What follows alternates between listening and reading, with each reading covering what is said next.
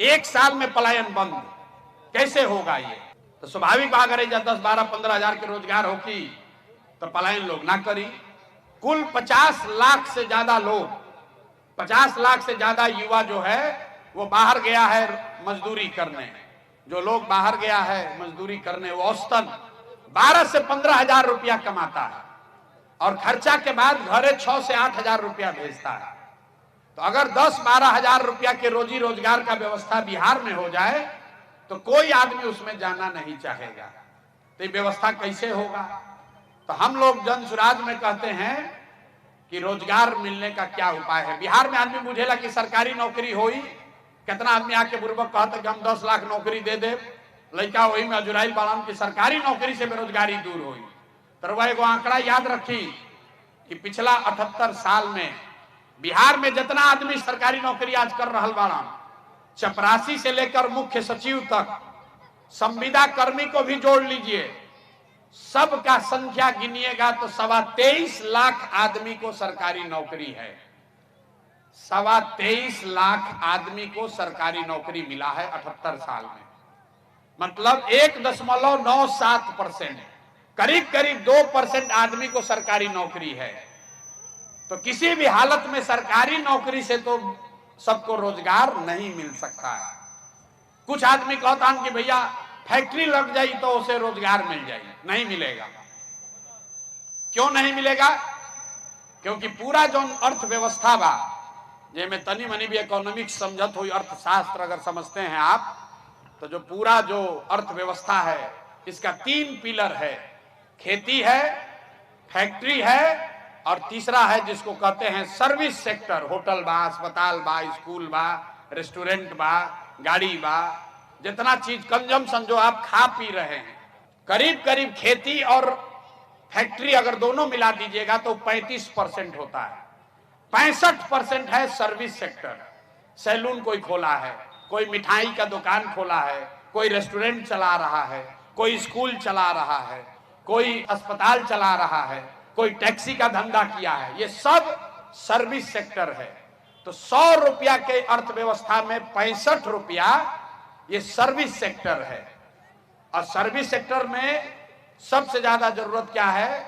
आपके पास पूंजी होना चाहिए। पैसा रही तबे ना रवा रोजी रोजगार करब। तो बिहार में पूंजी का बहुत बड़ा अभाव है। यहां लोगों के पास पूंजी नहीं है।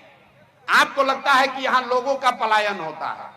लोगों का पलायन इसलिए हो रहा है कि यहां से पूंजी का पलायन हो रहा है। एजा बैठल इतना आदमी बाड़न, बहुत विद्वान लोग भी बैठे हुए होंगे, आपको यह शायद पता नहीं है कि बिहार से हर साल 2.5 लाख करोड़ रुपया, 2.5 लाख करोड़ रुपया बैंक, जो आप और हम अपने बैंक में यहां जमा करते हैं, 2.5 लाख करोड़ रुपया बैंक वाला बिहार से बाहर भेजता है। गुजरात में, तमिलनाडु में, उत्तर प्रदेश में, कर्नाटक में, आंध्र प्रदेश में। ये आंकड़ा कहां से बा? रिजर्व बैंक ऑफ इंडिया बताता है। बैंक जो है, बैंक का जिम्मेवारी है कि जितना रुपया आप बैंक में जमा कीजिएगा उसका 70% पैसा आपको, समाज को ऋण के तौर पर मिलना चाहिए, जिससे आप घर बना सकें, गाड़ी खरीद सकें, धंधा रोजी रोजगार कर सकें। तो पूंजी का यही 2 स्रोत है। पूंजी आदमी के पास कहां से आता है? जो पैसा आप कमाते हैं, जो खर्चा के बाद बच गया वो आपका पूंजी हुआ, और दूसरा पूंजी का स्रोत है जो बैंक से कर्जा लिए, वो आपका पूंजी है। मान ली कि रुआ घर बनावता नहीं, 1 लाख रुपया रुआ बचत कैले बानी, 4 लाख रुपया बैंक से लेनी तो 5 लाख के घर बनावता नहीं, फिर धीरे धीरे कर्जा वापस करब। तो ये जांचने के लिए रिजर्व बैंक ऑफ इंडिया एक आंकड़ा जारी करता है जिसको कहते हैं CD रेशियो। सबके ना भी बुझाई तर बुझी कि एगो आंकड़ा होला कि कितना रुपया बैंक में जमा भइल और कितना रुपया बैंक वाला लोन के तौर पर समाज को दिया।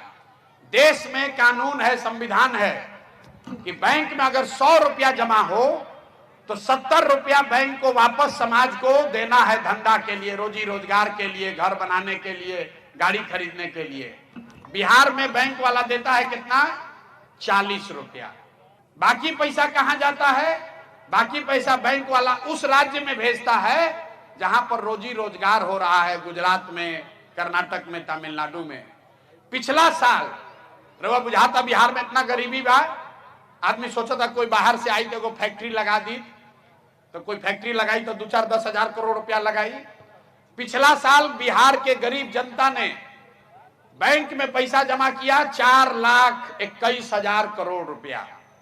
ध्यान से समझिए, जितना बैंक बिहार में है इसमें हम लोग मिलकर पैसा जमा किए 4,21,000 करोड़।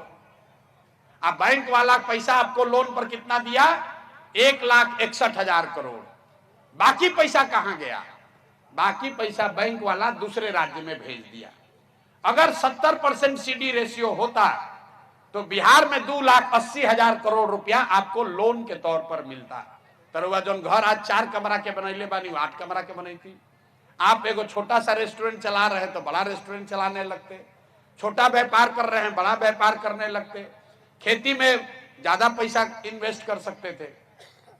ये जो हर साल 2-2 लाख करोड़ रुपया गया, तो 1990 में जब लालू जी मुख्यमंत्री भइलन तब से लेके पिछला साल तक बिहार से 26,35,000 करोड़ रुपया आपका हमारा पैसा बैंक वालों ने दूसरे राज्य में भेज दिया।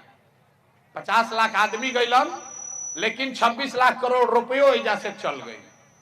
तो ये पूंजी का पलायन है। अब आप कहिएगा भैया ये रउआ कौन नया ज्ञान देता? नहीं, बिहार में तो कोई बातें नहीं करते कर। ये कौन पलायन है? 26 लाख करोड़ रुपया आपका हमारा बैंक वाला दूसरे राज्य में भेज दिया। आप अंदाजा लगाइए, अगर 26 लाख करोड़ रुपया बिहार में इन्वेस्ट होता तो यहां पर कितना रोजी रोजगार पैदा होता। और ऐसा नहीं है कि बैंक का मनमर्जी है कि आप कितना पैसा लोन दीजिएगा।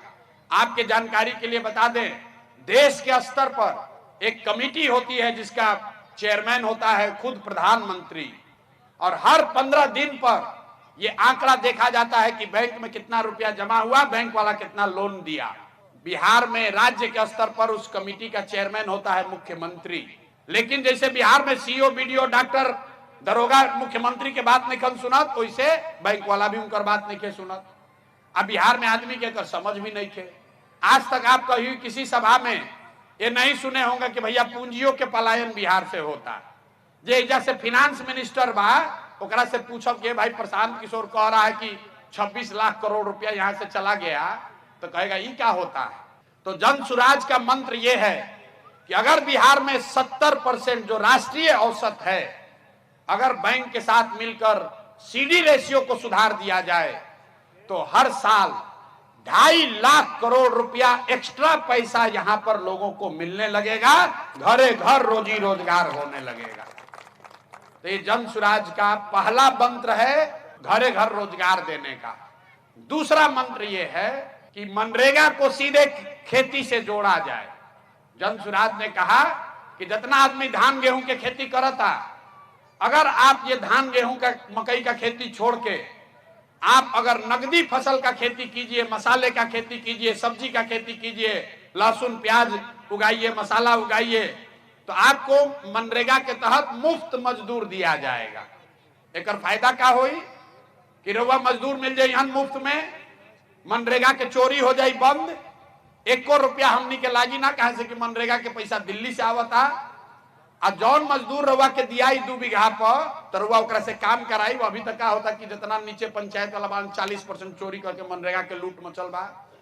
तो जो कृषि का पलायन है, एक और लोग जाता पंजाब में, हरियाणा में खेती मजदूरी करे, आ एजा जो खेती करता वो कहता भैया क्या है, पहले खैनी खेती करत रही, पहले प्याज उगावत रही, लेकिन मजदूर मिलते नहीं, कहीं से खेती बंद कर देनी। तो हम लोग कह रहे हैं कि अगर जो कृषि का मजदूर है उसका पलायन रोकना है तो मनरेगा को कृषि से जोड़ दीजिए, किसान को फायदा होगा, किसान को मजदूर मुफ्त हो जाएगा, और लाखों लोग जो जा रहा है पंजाब में, हरियाणा में खेत काटने, वो बिहार में ही काम करने लगेगा। और तीसरा जो काम हम लोग कर रहे हैं, तीसरा जो रोजगार का पलायन रोकने का तरीका बताया, दुनिया में जितना अर्थशास्त्री बाड़न, एगो स्कीम कहल जाला इंटरेस्ट सबवेंशन। कर्ज काहे ना लिहिला? कर्ज से ज्यादा लोग ब्याज से डरते हैं। भैया कर्जा 1 लाख रुपया दे, 10,000, 12,000, 15,000 रुपया ब्याज लागी, तो आदमी डर के मारे बिजनेस व्यापार करने से आदमी डरता है।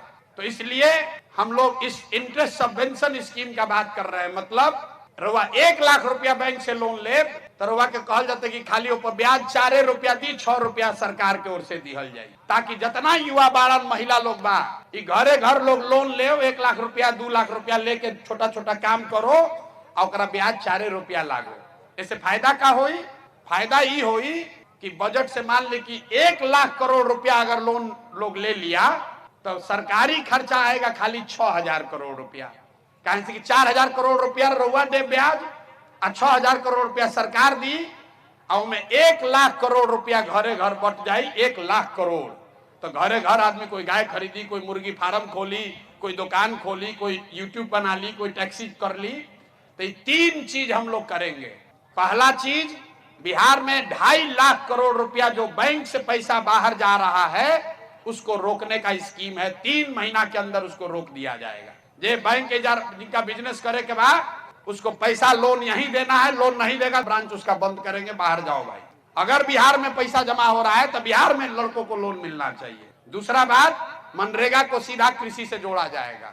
और तीसरी बात, जितना महिला युवा है जो कर्ज लेकर बिजनेस व्यापार करना चाहता है उसको खाली 4 रुपया ब्याज पर लोन मिले, ताकि सब आदमी घरे घर रोजी रोजगार कर। तो ये 3 रास्ता है मेरे भाई। पूंजी की उपलब्धता सबसे ज्यादा जरूरी है। एक रवा बोल चाल के भाषा में कर उदाहरण समझी। मान ली कि रवा बाल काटे आवता, रवा मन भइल कि एकमा में जाके एगो भैया हम सैलून खोली, रवा बिजुन 20,000 रुपया बा, रवा एकमा गईनी तो पता चलल कि दुकान सैलून खोले में 1 लाख रुपया खर्चा हुई, तो रवा बिजुन तो 20,000 रुपया बा। रवा बैंक के पास गईनी, भैया हमरा के लोन दी 70,000, हम सैलून खोले चाहता नहीं, बैंक वाला बिहार में लोन नहीं देता है। तो 20,000 रुपया का क्या होगा?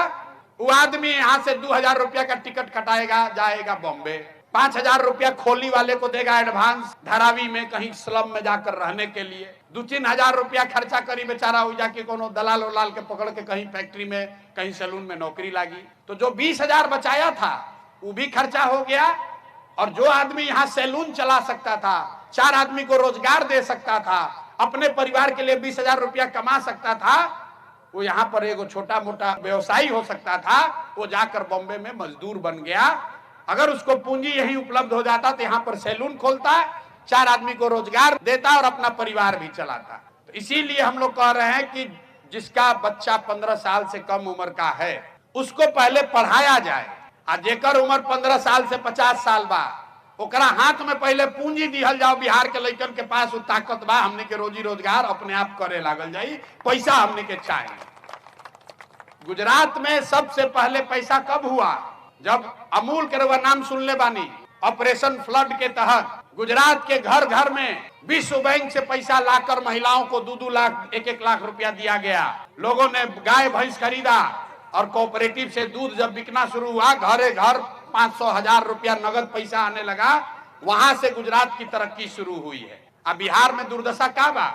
2 भैंस खरीदे के बाद कोई के तो पैसा नहीं थे, कहां से खरीदेगा गरीब आदमी?